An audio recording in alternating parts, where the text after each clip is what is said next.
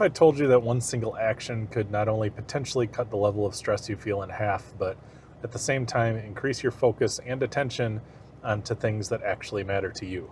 Would you do it? Stick around, let's talk about it. The world today is filled with so many distractions. Screens are everywhere, the obvious ones like whatever you're watching this on, but also refrigerators, gas pumps, soda machines, dishwashers, coffee machines. And in a way, they almost seem necessary because, after all, the world kind of sucks these days, right? We need distractions from the constant politics, murders, natural disasters. Every single day seems to be filled with tragedy. What if there was a better way, a simpler way?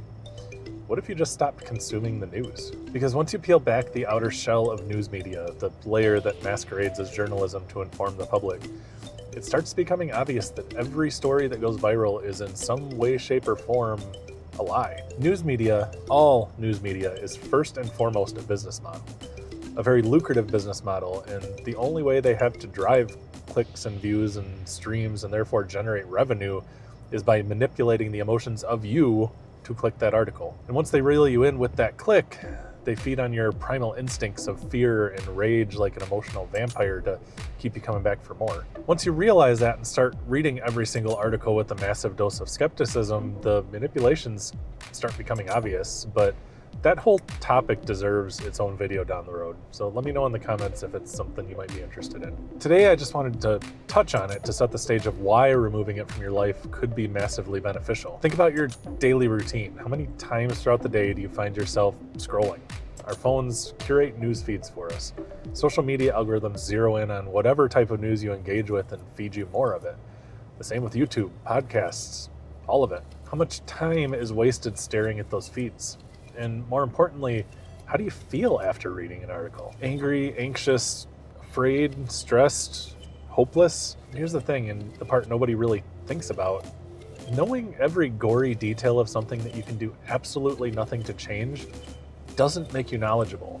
It doesn't mean you're paying attention. It means you're falling victim to a trap. All the other distractions don't seem so necessary anymore once you rid yourself of this distraction. And that's what news media really is. I'm not saying you have to completely 100% quit the news forever, but try it for a week. Just see how you feel mentally at the end of that week. And if you feel the urge to check a feed, to watch a podcast, to doom scroll X, realize that it's an addiction and it's not an easy one to break. It's also where the increased productivity can come in. Instead of scrolling, work on the business idea you've had forever but never found time to do. Instead of watching news clips, take the plunge into that new hobby you've been wanting to try. And instead of watching the news for 2 hours after dinner, try having a game night with your family. At some point, too, you realize that when something worth your attention does happen, you'll still hear about it. Friends and family keep you informed. Emergency broadcasts still happen. But when it does, it's up to you to stop and think. Is this something that affects my life personally, and is it something that I can change?